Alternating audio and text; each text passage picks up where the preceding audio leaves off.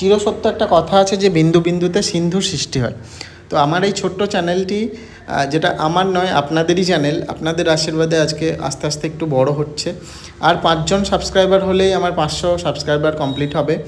তো সম্পূর্ণ ক্রেডিটটা আপনাদেরই দিই। আপনারাই আস্তে আস্তে আমার কন্টেন্টগুলো দেখছেন এবং চ্যানেলটা গ্রো করতে হেল্প করছেন। তো রিকোয়েস্ট থাকবে যে যদি আমার কন্টেন্ট ভালো লাগে, আমার ভিডিও ভালো লাগে, তো অবশ্যই চ্যানেলটি সাবস্ক্রাইব করে দেবেন।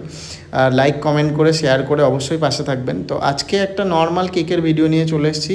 এটা একদম সিম্পল কেকের ভিডিও।